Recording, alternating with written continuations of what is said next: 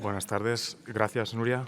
Gracias a la Fundación Amigos del Museo del Prado y en particular a Alberto Pancorbo y a Susana Maraval por haberme invitado a cerrar este ciclo de conferencias sobre las relaciones entre las artes y el Nuevo Testamento y por haberme invitado a hacerlo justo inmediatamente después del primer domingo de Cuaresma, cuando muchos miles de personas comienzan a prepararse para conmemorar la pasión y resurrección de Cristo, esa de la que os hablaré en los próximos minutos, teniendo siempre en la memoria a Francisco Calvo Serraller, quien fuera profesor mío en la licenciatura y mantuviera siempre abierta para mí la puerta de su despacho.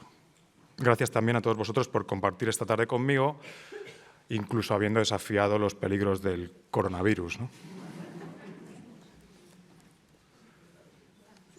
La creencia en dioses que mueren y resucitan para renacer es común entre algunas religiones antiguas. En ocasiones esa capacidad está relacionada con el poder generador o renovador de la naturaleza y también es compartida por algunos seres especiales o por héroes del entorno cultural mediterráneo. Así ocurre con divinidades como Osiris o Dionisos, ciertos héroes griegos como Heracles o individuos como Adonis, Asclepio o Ganímedes. El hecho tampoco es ajeno a la cultura romana antigua,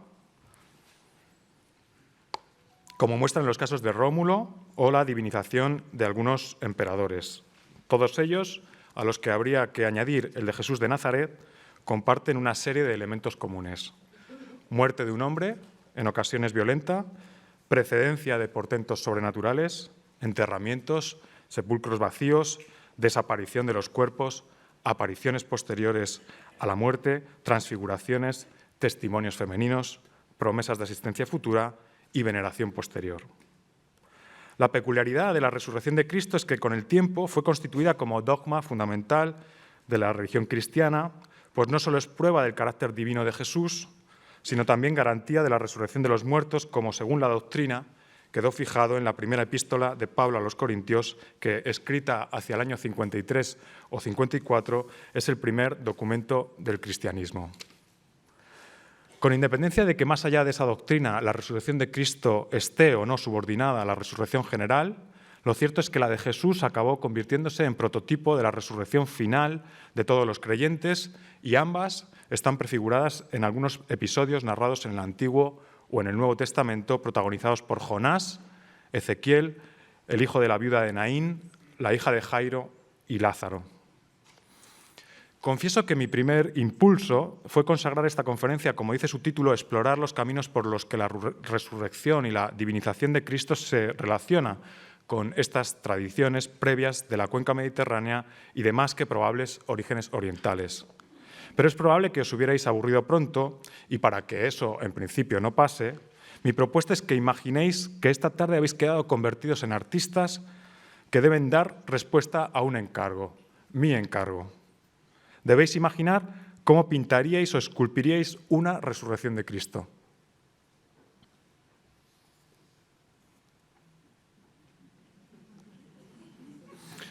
Es probable que para poder imaginar vuestra obra hayáis ya proyectado en vuestra mente los recuerdos que tenéis del relato de los Evangelios o incluso antes vuestra imagen preferida de la resurrección. Hace un mes tomaba unas cervezas con unos amigos y les pregunté cuál era su imagen preferida. Fue muy interesante comprobar que Ángela unió el episodio representado en la transfiguración de Rafael con el de la resurrección. Jimena habló de Jesucristo Superstar. Fernando me recordó la resurrección de Arrigo Fiammingo en la Capilla Sixtina, a la que, por supuesto, nadie mira, solo mira él. Y Javier, a quien le mando un abrazo desde aquí, y Jonás coincidieron al señalar esta del Greco que se conserva en el Prado. Pues bien, una de las cuestiones más relevantes de la resurrección de Cristo es que no tuvo testigos directos y en este sentido preguntarse por su verdad histórica podría ser muy relevante para plantear algunos problemas sobre los métodos y los fines del conocimiento histórico, partiendo de la premisa de la discriminación del punto de vista de la historia respecto al punto de vista de la fe. En este sentido, considerando que la resurrección como hecho no es narrada en la primera epístola de Pablo a los Corintios, en ninguno de los evangelios canónicos ni en ninguna otra fuente literaria, cabe preguntarse qué es lo que aportaron las imágenes o las obras de arte como testimonios de un hecho al que hemos tenido Tenemos y tendremos solo un acceso indirecto, del que no hay analogías, que yo sepa, en la experiencia cotidiana y del que no existen evidencias tangibles. A esto vamos a dedicar la próxima hora al amparo de un nuevo título y una nueva imagen. Estos que veis. Es difícil saber quién fue el Jesús histórico. No es solo que su figura no pueda ser separada de su mito, sino que además los relatos sobre su vida y su muerte están determinados por la voluntad de demostrar o de negar que era el Mesías anunciado por los profetas. Murió crucificado, al parecer, el 14 de Nisán del año 30 de nuestra era. Esa fecha corresponde con el 7 de abril del calendario gregoriano. Su muerte da inicio a lo que San Ambrosio denomina Triduum Sacrum, cuando Jesús passus est et quievit et resurrexit, y San Agustín llama Sacratissimum Triduum, cuando fue crucifixi sepulti suscitati. Para nosotros son los momentos culminantes de la Semana Santa, como sabéis. En el Evangelio de Marcos, el más antiguo, según las hipótesis más aceptadas, su elaboración se fecha en torno al año 30, en el contexto de destrucción del templo en tiempos del emperador Tito, como sabéis. Se narra que inmediatamente después José de Arimatea envolvió a Jesús en un lienzo de lino y le puso en un sepulcro que habría sido excavado en una roca. A medida que la redacción de los evangelios es más tardía, más digna es la tumba de Jesús. Según Mateo, el sepulcro era nuevo y había sido excavado por José para sí mismo, y tanto para Lucas como para Juan, que es el autor del evangelio más tardío, no habría sido usado nunca anteriormente. Marcos describe entonces a María Magdalena y María, la madre de José, buscando un lugar donde depositar el cuerpo muerto de Jesús. Mateo, en cambio, deja a Magdalena y la otra María sentadas frente al sepulcro, y es el único que narra el sellado de la sepultura y la disposición de la guardia. Lucas, autor del relato más largo entre todos los canónigos sobre la resurrección, deja a las mujeres preparando especias aromáticas y perfumes antes del día de reposo o sabbat, aunque no dice quiénes son esas mujeres. Por último, Juan se refiere solo a la deposición del cadáver en el sepulcro. Después de estos hechos, y según recoge Pablo, Jesús resucitó al tercer día. Marcos dice después de 3 días en las predicciones que hace Jesús, aunque en el relato de la pasión muere el viernes y resucita el domingo. Mateo y Lucas corrigen y dicen al tercer día, confirmando a Pablo. En todo caso, la creencia en que Jesús resucitó tras ser crucificado y enterrado debió de surgir pronto si se atiende a lo que dice Pablo, si es que acaso no habría que atribuirle a él, a Pablo, la creación del relato sobre la resurrección. Hay que tener en cuenta que lo que Jesús prometió a sus discípulos y seguidores era la llegada del reino de Dios. Y sin embargo, lo que en verdad encontraron fue la muerte violenta de su líder a manos de sus principales enemigos, una muerte que en principio hacía peligrar la profecía de Jesús. Lo cierto es que a medida que fueron extendiéndose los rumores sobre la resurrección de Cristo, entendida como el primero de una serie de acontecimientos que anunciaban el principio del final, o dicho de otro modo, como la señal primordial de que ese reino estaba llegando, un final pues ya no inmediato, sino inminente, se hacía necesaria la creación de un relato en que algunos testigos encontraran su tumba vacía. No es lo que narra Pablo, quien, aunque remite a otras apariciones del resucitado, como se verá, no se refiere a las mujeres que dan testimonio de que cuando fueron a ungir el cuerpo de Cristo, lo que encontraron fue su tumba vacía. En cambio, es justo lo que narran los evangelios. ¿Qué es, pues, lo que los evangelios cuentan? ¿Y Pablo? Solo los 8 primeros versículos del capítulo 16 proceden del evangelio original de Marcos. Según él, pasado el día de reposo, o sea, entre las 6 y las 7 de la tarde de aquel sábado 7 de abril, cuando ya pudieran verse 3 estrellas durante el crepúsculo vespertino, Magdalena, María, la madre de Jacobo, y Salomé compran especias para ungir el cadáver de Jesús y el primer día de la semana, el domingo, llegan al sepulcro cuando el sol ya ha salido, quizá como una referencia simbólica a que la resurrección ya se había producido. Allí encuentran a un hombre joven sentado al lado derecho, el lugar, por tanto, de dignidad, vestido con ropas blancas, quien les dice: mirad el lugar donde le pusieron. Ellas solo ven, pues, el lugar donde fue depositado el cadáver de Jesús. Nada más. Según Mateo, pasado el día de reposo y al amanecer, María Magdalena y la otra María van a ver el sepulcro. No da referencias sobre la hora del día. Solo dice que ya había comenzado el primer día de la semana. Eran entre las 6 o las 7 y las 8 de la tarde, noche del sábado, en realidad ya domingo. Entonces se produce un terremoto producido por un ángel del Señor que desciende del cielo y mueve la piedra que tapa el sepulcro. Su aspecto era como un relámpago y su vestidura blanca como la nieve, dice Mateo. Los guardias tiemblan y se quedan como muertos. Al mover la piedra, el ángel deja ver la tumba vacía y dice: no está aquí porque ha resucitado, tal como dijo.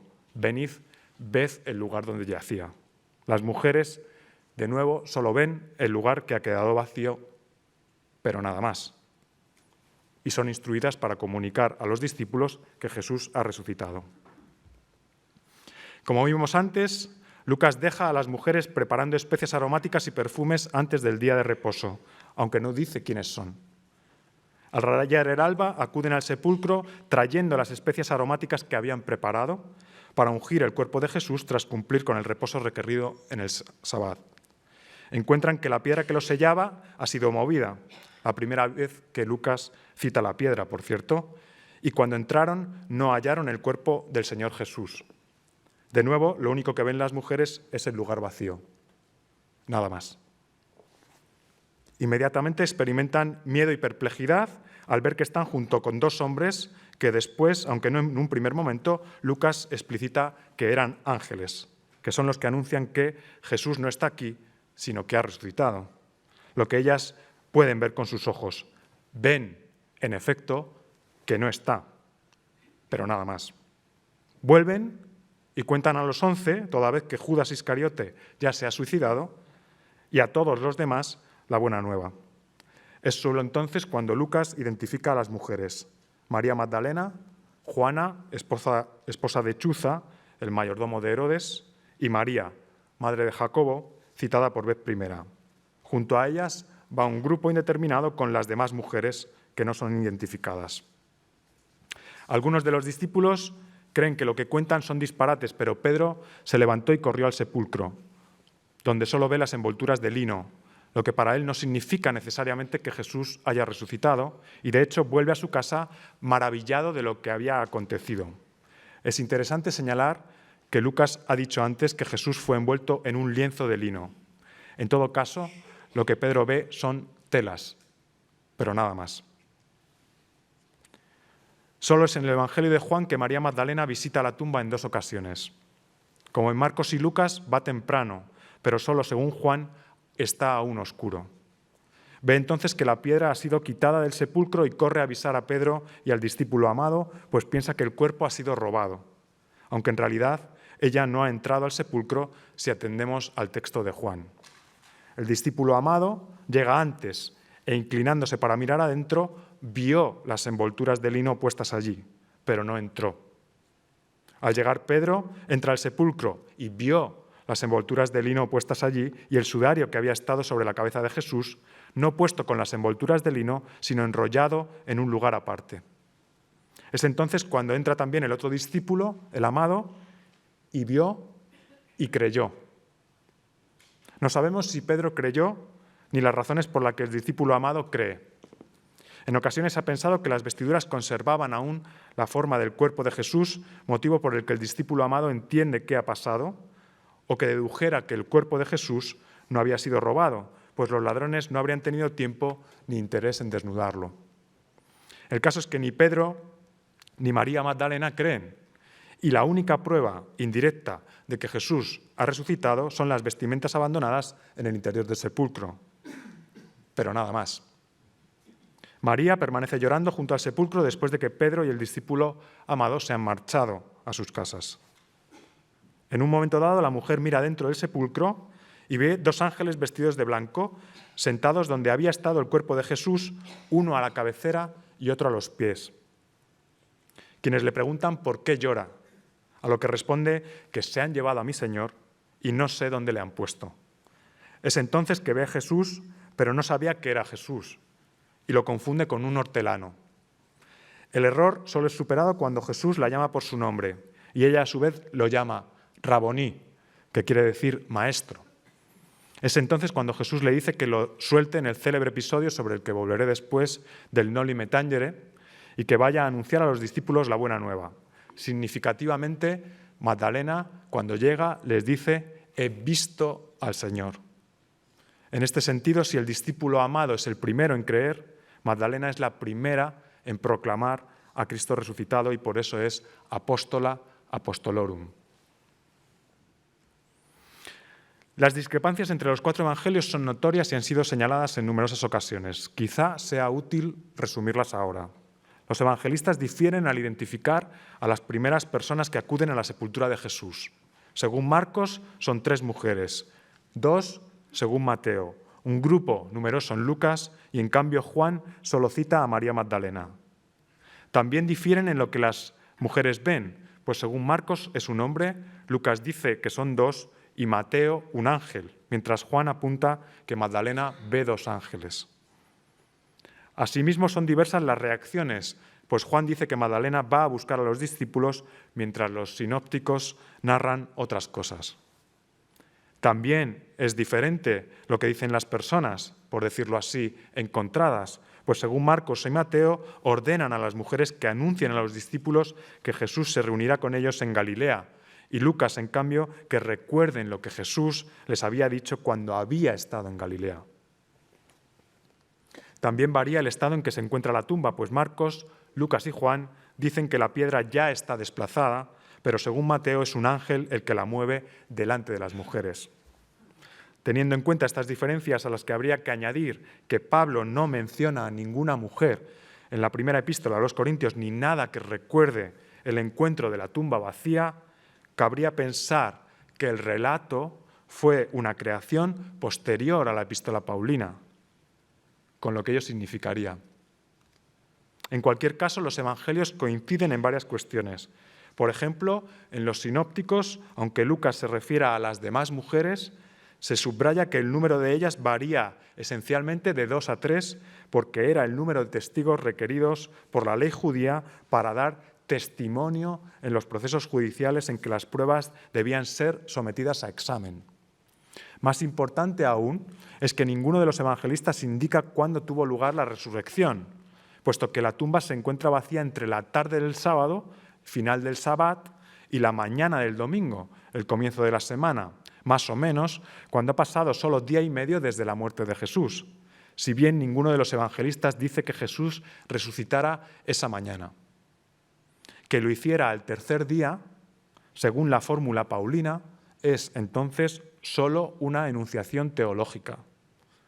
En este sentido es sintomático que fuera literalmente integrada en los evangelios de Marcos, Mateo y Lucas y en los Hechos de los Apóstoles, y también, y esto lo sabéis, en el credo niceno-constantinopolitano, que literalmente reza et resurrexit tertia diem secundum scripturas. Sin embargo, la coincidencia que querría subrayar ahora es que ni Pablo ni ninguno de los evangelistas narran la resurrección en sentido estricto, probablemente porque se trataba de un hecho que no había tenido testigos directos.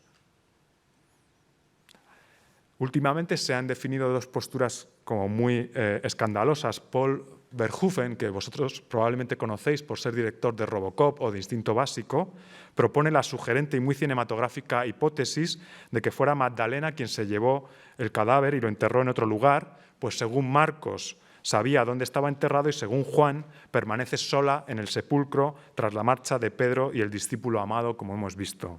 John Crossan, un historiador, por su parte, ha dado a entender que el cadáver de Jesús fue devorado por perros. En cualquier caso, Pablo no dice nada en concreto. Por su parte, los evangelios fueron escritos sobre los signos o las pruebas sensibles a las que tuvieron acceso los testigos, y en particular las pruebas oculares que habían tenido los testigos oculares de los hechos de los que dan testimonio los evangelios, testigos oculares que la resurrección precisamente no tuvo. Uno de los problemas esenciales a los que tradicionalmente han tenido que enfrentarse los artistas en muchas ocasiones con independencia de su raigambre cultural y por tanto religiosa es la representación de las apariencias de los dioses, un asunto importante e incluso peliagudo en el caso del cristianismo. El profeta Isaías resume el dilema al que me refiero. ¿A quién, pues, asemejaréis a Dios o con qué semejanza le compararéis? De hecho, no son pocos los pasajes bíblicos que aseguran que nadie ha visto a Dios, pero también es cierto que otros indican que Dios se ha dignado en algún momento a aparecer de forma provisional y generalmente encarnada, en particular en el caso de Jesús, quien ya en su tiempo se decía que era la imagen viviente de Dios o la revelación visual de Dios, cuya faz revela el conocimiento de su gloria. A la postre, si los humanos son teomórficos, Dios debe ser necesariamente antropomórfico.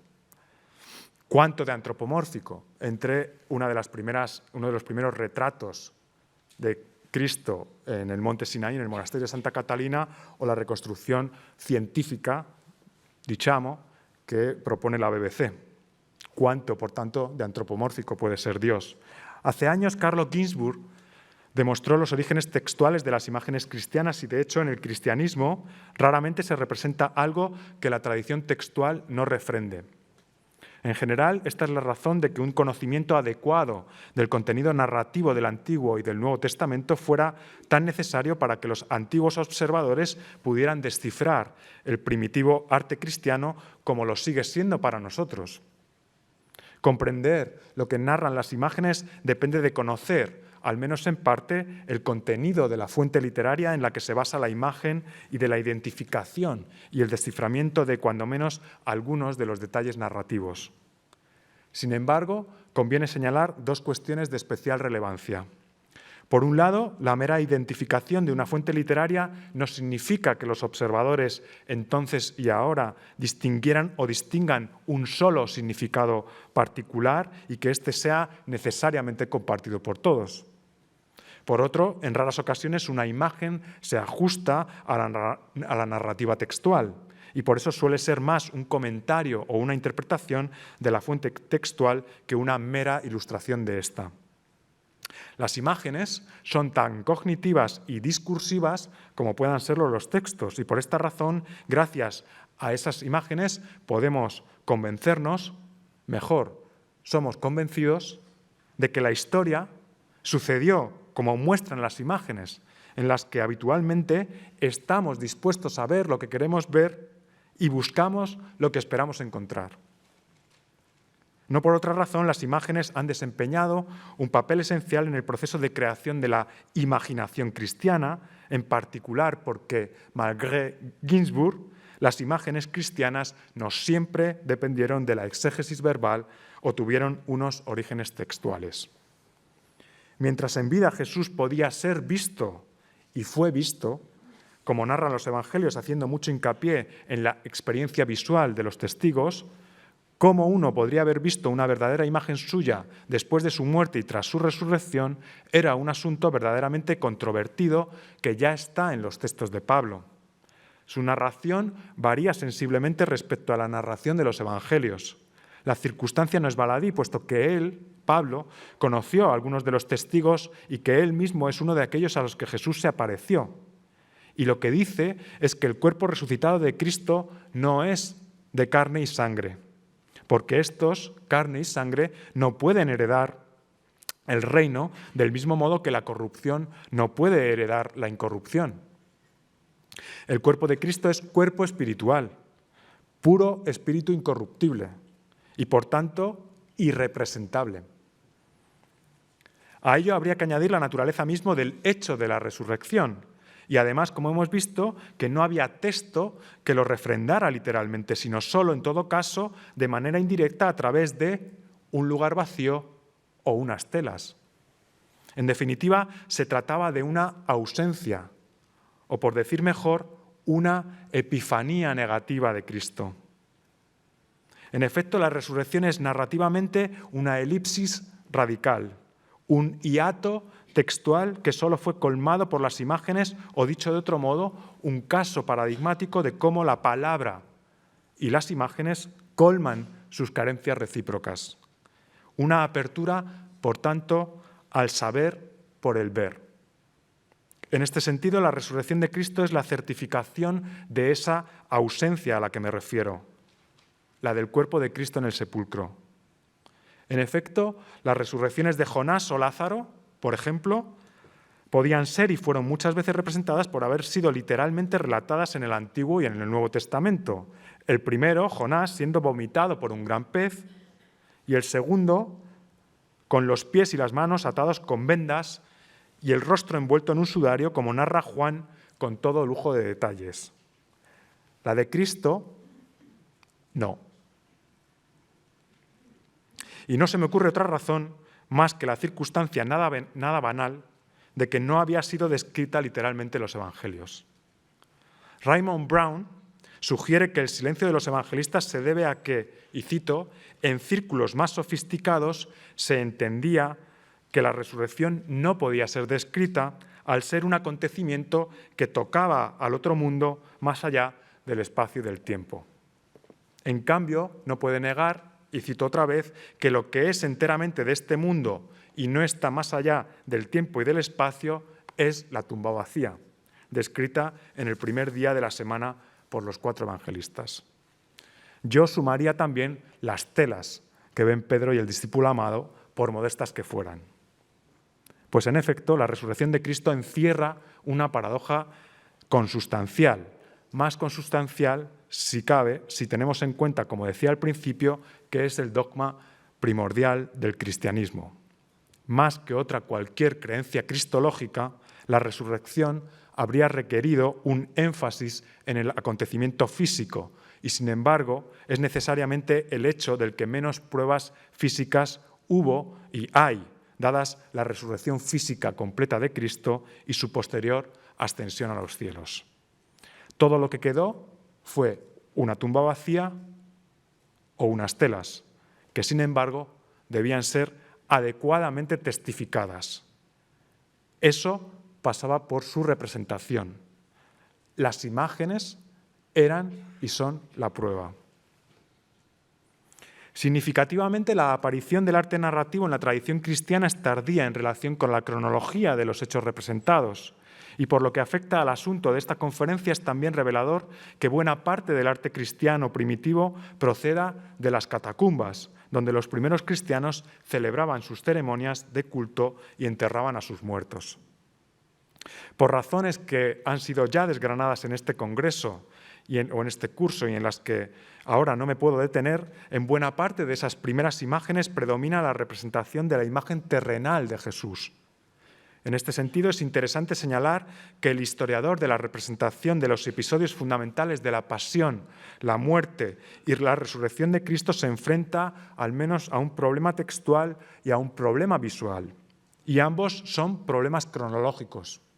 El primero ya está dicho y tiene que ver con la distancia cronológica de las fuentes literarias respecto a los hechos narrados, pues como decía antes, el Evangelio de Marcos es el más temprano de los sinópticos y su redacción se data hacia el año 70, es decir, que fue escrito 20 años después de la primera epístola de Pablo a los Corintios y 40 años más tarde de los hechos que cuenta sobre la pasión, la muerte y la resurrección de Jesús. A ello se suma el problema visual. Esto es, la distancia cronológica entre los hechos y las primeras representaciones visuales, pues las primeras imágenes de la crucifixión no son anteriores a comienzos del siglo V e imágenes de la resurrección y la ascensión de Cristo o incluso de la tumba vacía no existen antes del siglo IV, ya que no podemos tener la certeza de que la procesión de mujeres representada en torno a los años 240, 241, 250 en el baptisterio de la iglesia más antigua del mundo, en Dura Europos, sea una representación de la visita de las santas mujeres a la tumba de Cristo. Y no se puede afirmar con rotundidad, entre otras razones, por los atributos iconográficos, diríamos, que llevan estas mujeres. En cualquier caso, considerando que la prehistoria de una imagen puede influir en el modo en que los observadores la perciben y la interpretan, incluso si lo hace de forma inconsciente, las claves de la representación de la resurrección están, creo, y por tardías que fueran, en esas primeras imágenes a las que habría que pensar, Los observadores coetáneos daban una explicación contextual procedente de una fuente escrita que otorgaba significado y coherencia a las imágenes, que a su vez reforzaban lo narrado en el texto. Es más que probable que esa relación entre imagen y texto se diera a través de la liturgia y, por tanto, de la tradición oral, misas, sermones, rezos, catequesis, o se desarrollara a través de la lectura de tratados o comentarios exegéticos a los textos evangélicos. Conviene recalcar que si podemos tener un cierto acceso a los textos evangélicos, apenas podemos saber nada de las misas, de los sermones, de los rezos, de las catequesis e incluso nada de las innumerables y para siempre desconocidas imágenes mentales que promovían en las audiencias, como cuando os proponía que respondierais al encargo de representar una resurrección. ¿Cuántas imágenes de la resurrección diferentes hay hoy en la sala? Así que, teniendo en cuenta el carácter irrepresentable de la resurrección de Cristo, al que me he referido antes, es muy relevante que sus primeras imágenes sean representaciones indirectas en tanto que simbólicas, como el ave fénix, que resucita de sus cenizas, el pelícano, que es capaz de comer a sus polluelos autoinfringiéndose una herida en el pecho, o la cruz vacía que aparece en el denominado sarcófago de la Pasión procedente del cementerio de Domitila en Roma y hoy conservado en los Musei Vaticani. Su origen está en la representación de los trofeos militares romanos que aparecían adornados con espolia, que en las imágenes cristianas fueron sustituidos por la cruz con una corona triunfal o por el cronograma de Cristo inscrito por mandato del emperador Constantino en el Labarum, el estandarte romano, en ocasiones con la inscripción «In hoc signo victor eris». Como decía, es solo en el siglo V que se hicieron las primeras representaciones de la tumba vacía, custodiada por un ángel y visitada por 2 o 3 mujeres, según narran los evangelios. André Grabar definió este tipo de imágenes como jurídico y evangélico, pues evocan el dogma de la resurrección, ilustrando mediante las imágenes los testimonios de los testigos visuales. En tanto que en algunas de esas imágenes la tumba de José de Arimatea es un trasunto del tabernáculo erigido en la Basílica de la Anástasis de Jerusalén por Constantino, es muy sugerente pensar que esas primeras imágenes fueran en realidad un souvenir del viaje de peregrinación a Tierra Santa que reactivaba la memoria de la visita a los santos lugares a partir de su contemplación. Quizá las más célebres entre esas imágenes sean 2 hojas de dípticos de marfil conservados respectivamente en Milán y Múnich, a las que habría que añadir una de las placas de los llamados marfiles de la Pasión Maskell del British Museum en Londres. El primero seguramente fuera el ala izquierda de un díptico, si consideramos la composición y en particular la presencia de los símbolos de Lucas y Juan en las esquinas superiores, a los que se sumarían los de Marcos y Juan en el otro ala, hoy desconocido. La resurrección de Lázaro, representada en las puertas del sepulcro, quizá podéis alcanzar a ver, prefigura en la propia placa la resurrección de Cristo, quien, a su vez, podría ser el personaje con halo y rollo que se aparece a las mujeres ante el espanto o la admiración que en la parte superior muestran los soldados de la guardia. El carácter de recuerdo de la visita a los santos lugares pudo ser compartido por el marfil de Múnich, en tanto que la representación del sepulcro se inspira también, seguramente, en el tabernáculo de la Anástasis, con independencia de que en él se narren a la par la resurrección y en la esquina superior derecha la ascensión con la Dextrarum Junctio entre Jesús y Dios Padre, que es presenciada por los apóstoles Pedro y Santiago. En la placa del British Museum, la disposición simétrica de 2 de las mujeres y 2 soldados a cada lado de la tumba subraya la relevancia de la tumba y, en particular, el hecho de que una de las puertas, y no una piedra, ha sido rota para revelar el interior en el que solo aparecen apreciarse las telas que vistieron a Cristo. Sin duda, el gesto tipológicamente melancólico de las mujeres está relacionado con una ausencia que en este caso ni siquiera es necesario que sea anunciada por uno o dos ángeles, como en cambio sí ocurre en uno de los relieves de las puertas de la Basílica de Santa Sabina en Roma, realizadas en torno al 440, en el que dos mujeres se aproximan a un ángel alado que guarda la entrada arqueada y cortinada de, en esta ocasión, una estructura arquitectónica aparentemente tallada en la roca. En cualquier caso, los diseños arquitectónicos que remiten al tabernáculo de Jerusalén siguieron proliferando en el siglo siguiente, como atestigua esta caja relicario del Museo Sacro del Vaticano, en el que aparecen varias escenas de la vida pública de Jesús y la ascensión, y también la tumba vacía como un trasunto, de nuevo, del tabernáculo del Anástasis, al que se aproximan Magdalena y el Espíritu y el discípulo amado, episodios todos que se narraban en los evangelios y que tenían su correlato físico en los sitios visitados por los peregrinos en viaje a Tierra Santa. No sería extraño pensar que el propietario de esta caja fuera recogiendo tierra, piedra u otros vestigios de los lugares por los que peregrinó y los metiera en ella.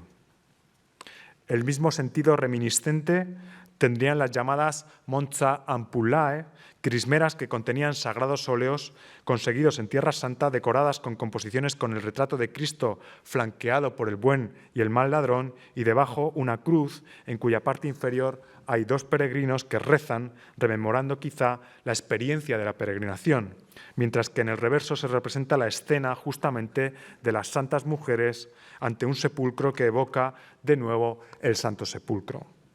En estos casos, la identificación entre imagen y texto no era tan evidente como en el mosaico de la Basílica de San Apolinar el Nuevo en Rávena, donde la presencia del ángel alado anuncia, así lo indica su gesto, la buena nueva a dos mujeres en torno a un edículo cuya puerta ha sido abierta, hace pensar en el Evangelio de Mateo. El gesto de las mujeres es, a su vez, inequívoco y hacen del observador un testigo más del misterio. Lo mismo ocurre con la escena pintada en el Evangelio sirio de Rabula, en que un ángel situado a la izquierda de una pequeña y ornamentada tumba que se erige en el centro de la imagen, saluda a dos mujeres. El sepulcro, cuya puerta derecha está abierta, emite rayos de luz que abruman a dos de los tres soldados que hay en primer plano. A la derecha, Jesús saluda a las dos mujeres que se arrodillan ante él.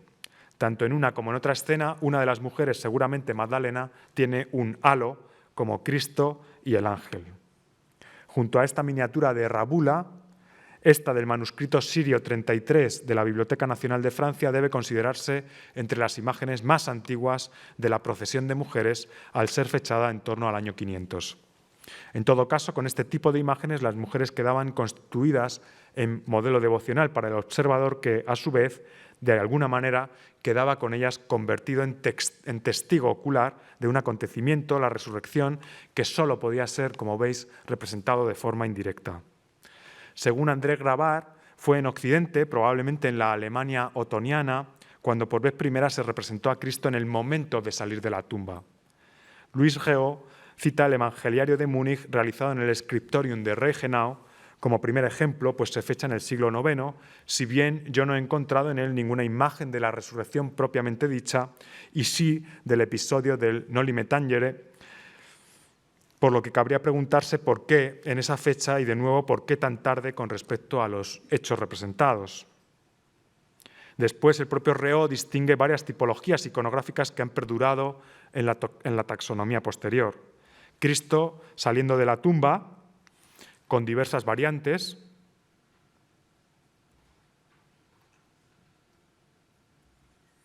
incluso esta extrañísima en la que Cristo nos da la espalda,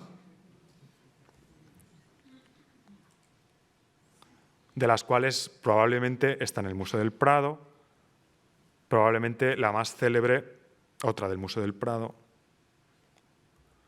sea la de Piero de la Francesca, en la que Cristo mantiene una situación ambigua, en la que no sabemos si está saliendo o ya ha salido y todavía no está flotando encima del sepulcro, como esta de Morales del Prado, esta otra también del Prado de Correa de Vivar, Andrés de la Concha, en Oaxaca, o por supuesto la resurrección de Cristo de Durero,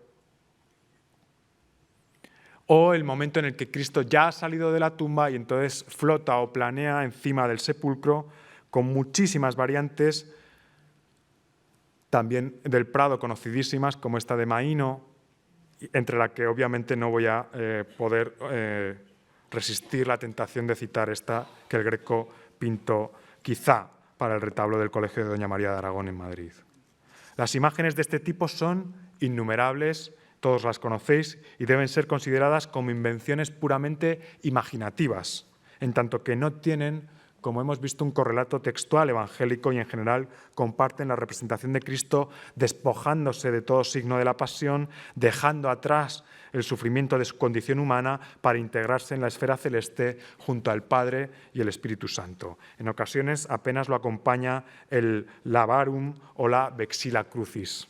No tiene mucho sentido hacer aquí un repaso de esas imágenes que, por otro lado, debiera ser minucioso, pues cada pequeña variante responde a necesidades contextuales relacionadas con la agenda de los artistas, los clientes, las modas, las disputas políticas porque religiosas y religiosas porque políticas, haciendo de cada caso un unicum, pero sí quería subrayar ahora que el tantas veces repetido dicho de Gregorio Magno sobre las imágenes como Biblia Pauperum o Biblia de los pobres, aunque más bien deberíamos decir de los iletrados, para mostrar la autoridad, la relevancia y la apología de las imágenes en el cristianismo, en lo que se refiere a las imágenes de la resurrección, debería hacerse también extensivo a los letrados, pues recibían los hechos no narrados como imágenes, tal vez de modo parecido a las que eran evocadas oralmente para letrados e iletrados por medio de los discursos de los predicadores, por ejemplo.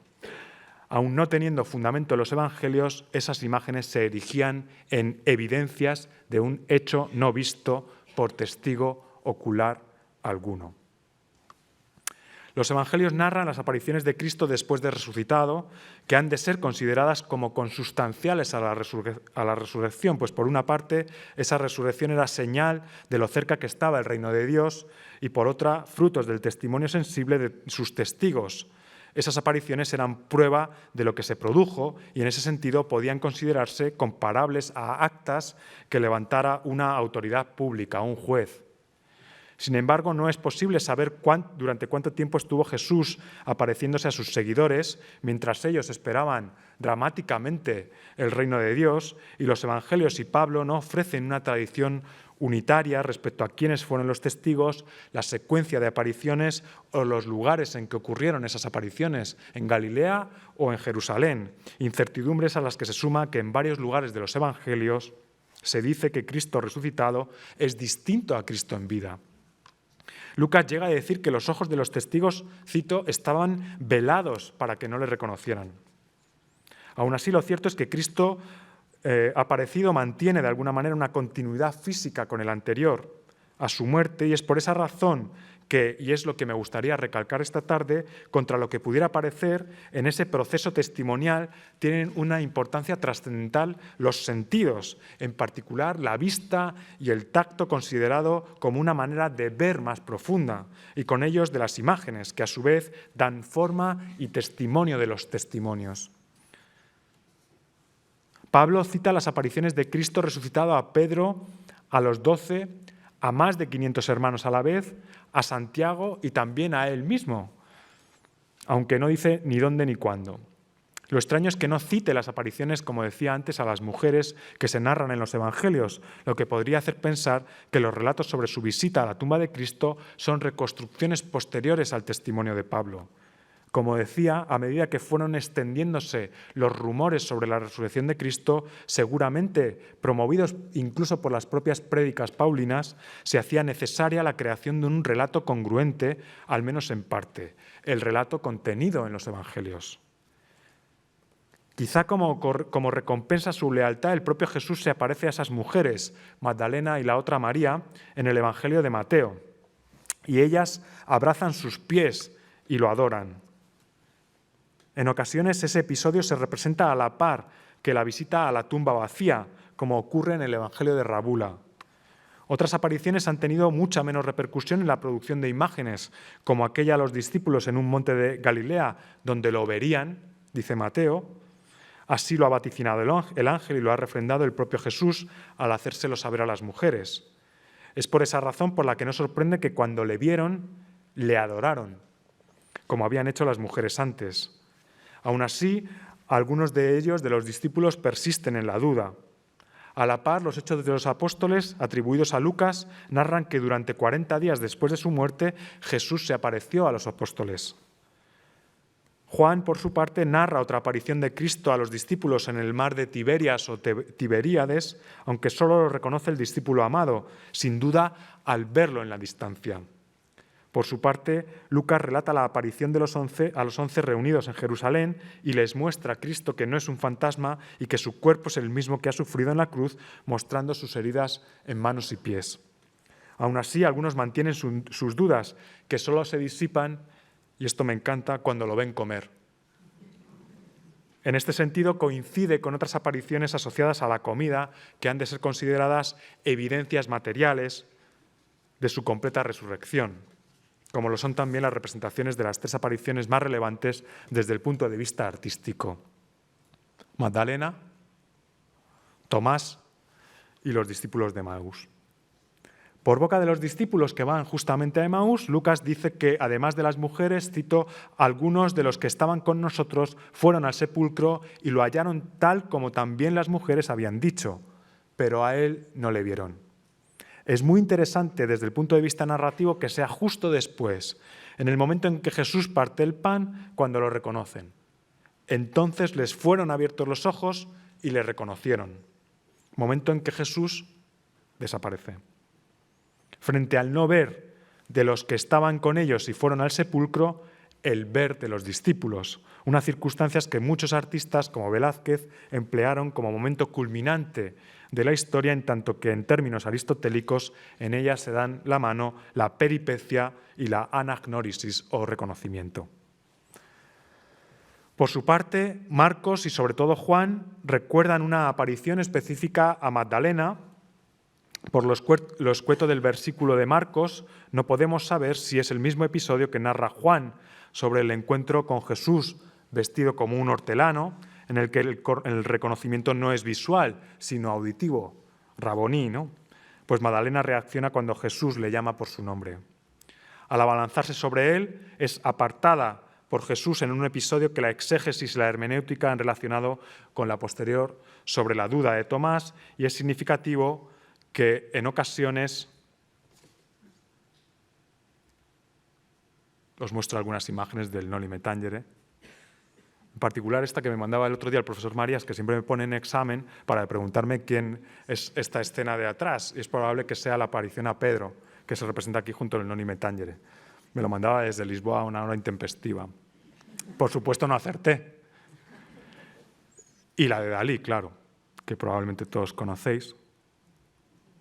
Digo que a veces es magnífico, es maravilloso que se representen juntos, ¿no? La duda de Tomás y el Noli Me Tangere, como ocurre en el Salterio Ramsey, que es el que tenéis proyectado en pantalla, y más lo es aún que las imágenes de uno y otro asunto no sean nunca anteriores al siglo XI, y las de la peregrinación y la cena de Emaús, como pronto, son de época carolingia, muy alejadas también, por tanto, a los hechos que representan.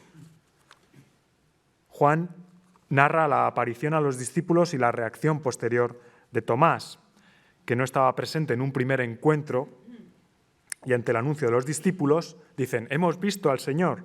Les dice: «Si no veo», dice Tomás, «en sus manos la señal de los clavos y meto el dedo en el lugar de los clavos y pongo la mano en su costado, no creeré», según una actitud que Cristo ha condenado antes en el mismo Evangelio. Durante el episodio de curación del hijo de un oficial del rey, dice Cristo: «Si no veis señales y prodigios, no creeréis». 8 días después, Jesús vuelve a aparecerse a los discípulos y dice a Tomás: «Acerca aquí tu dedo y mira mis manos. Extiende aquí tu mano y métela en mi costado. Y no seas incrédulo, sino creyente». Inmediatamente Tomás lo reconoce diciendo: «Señor mío, Dios mío». A lo que Jesús responde: «¿Porque me has visto, has creído? Dichosos los que no vieron y sin embargo creyeron». Es muy interesante que en el título de nuestro curso la pregunta que hace Cristo a Tomás haya sido sustituida por una afirmación sin paliativos. Porque has visto, has creído. Necesitamos ver. Los especialistas han debatido si en efecto Tomás llegó a tocar el cuerpo resucitado de Cristo, porque el Evangelio no lo cuenta. La clave es que de un modo análogo a lo que ocurre en el hecho de la resurrección, el Evangelio de Juan no cuenta el hecho de que Tomás tocara a Cristo resucitado, pero las imágenes, y en particular esta que está proyectada en pantalla, hacen ver cómo Tomás al menos acerca su mano al costado de Cristo cuando no hurga en la llaga del costado como en la más famosa de todas las representaciones del asunto, de la que derivan muchas de las posteriores, entre ellas esta de Matías Storm del Museo del Prado. Aun realizadas muy tarde respecto a los acontecimientos que representan, las imágenes del Noli Me Tangere, de la cena de Emaús y particularmente de la incredulidad de Tomás se erigen en evidencia de la resurrección de Cristo como las propias imágenes de la resurrección. En efecto, las imágenes narrativas transmiten su significado de una manera diferente a los textos. La sintaxis, comprendida por la mente a través de la vista, desempeña un papel esencial en la configuración de las historias que se cuentan, de cómo son percibidas y, en definitiva, de cómo se recuerdan. Por ejemplo, es muy interesante que 2 de los muchos prisioneros que estuvieron en las prisiones secretas que el Santo Oficio tenía en Palermo, en el complejo de Esteri, pintaran con sus medios, pero con mucho detalle, una bajada de Cristo al limbo que yo diría que se suma a la vuestra derecha, a una representación de la resurrección que se basa esencialmente en lo que los prisioneros recordaban que habían visto probablemente cuando vivían en libertad. Como se puede apreciar, en nuestros recuerdos se añaden detalles visuales no especificados en los textos, como las imágenes que habéis proyectado al principio de esta conferencia sobre la resurrección, que no se narra en los evangelios. Se representan solo pasajes seleccionados o incluso, como es el caso de la resurrección, se representa lo que no ha sido narrado en esos textos. En ese proceso configuran una historia y con ella un pasado siempre renovado, pues en efecto la principal amenaza al mensaje original de Jesús, esto es la inminente llegada del reino de Dios, es el ineluctable paso del tiempo. Frente a su tránsito, el tránsito del tiempo, las imágenes desempeñan un papel fundamental, puesto que al reactivar la radical ausencia de Jesús en la tumba vacía o las más destacadas de sus apariciones, revivificaban y revivifican la experiencia de las santas mujeres o sus apariciones posteriores de Cristo como resucitado, a la vez que renovaban y renuevan el mensaje primordial. Las distintas narraciones sobre el hallazgo de la tumba vacía y en particular de las apariciones de Cristo posteriores a su resurrección hacen hincapié en la necesidad de ver con los propios ojos que algunos de los testigos tuvieron para creer en el hecho. Ahora bien, en esta salvación de la vista también está su condena. En el Evangelio de Juan es el propio Cristo quien, con su recriminación a Tomás, «porque me has visto, has creído», manifiesta Cristo que no es posible obtener fe a partir de las apariencias sensibles, lo que no deja de ser una censura subsidiaria a las imágenes, condena que en ocasiones, y no por casualidad, en la historia del cristianismo fue efectiva.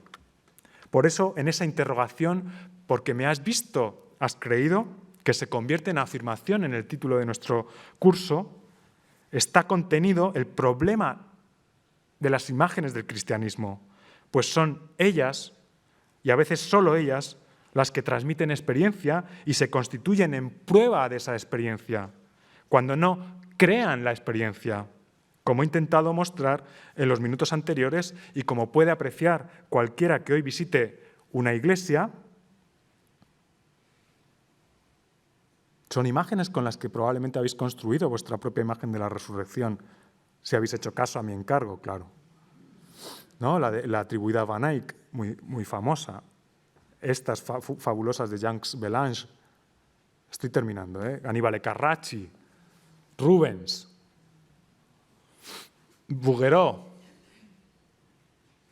Podéis verlo en la Caixa ahora, ¿no? El vídeo de Bill Viola. La Pasión de Cristo de Cabieses, ¿no? Y os decía, crean experiencia. y lo sabe cualquiera que visite hoy una iglesia o acuda a una procesión. Esta es la imagen encargada por la Hermandad de la Resurrección en Sevilla, en la iglesia de Santa Martina. Por mucho que en ocasiones esas imágenes sean aberrantes, como el cartel de la Semana Santa en Talavera de la Reina o el inefable Cristo resucitado de Conil. Claro, construimos imágenes por lo que tenemos en torno, ¿no? Probablemente tengamos que reconocer la limitación de nuestros sentidos para reconocer el misterio de la resurrección. Y de hecho no me extraña nada que la imagen sobre la que se proyecta la frase «la imagen vendrá en el tiempo de la resurrección» en Histoire du cinéma de Jean-Luc Godard sea esa que todos recordamos de un perro andaluz en que una navaja rasga por la mitad un ojo, que es un ojo que mira. Pero a su vez esos sentidos son instrumento necesario para llevar a cabo ese mismo reconocimiento y son receptores de los mensajes que llegan a través de las imágenes, que a su vez convierten al observador en testigo, trascendiendo los límites impuestos por el tiempo y el espacio para renovar una promesa no cumplida. Frente al aniconismo judío y a la idolatría pagana, la aporía cristiana.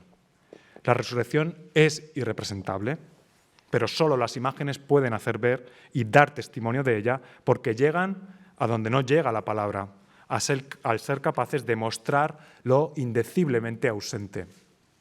Tengo para mí que la historia del arte cristiano, esa que ha vertebrado el curso que hoy acaba, se ha movido siempre a la espera de la final y triunfante segunda parusía dentro de los límites de esta irresoluble paradoja. Muchas gracias.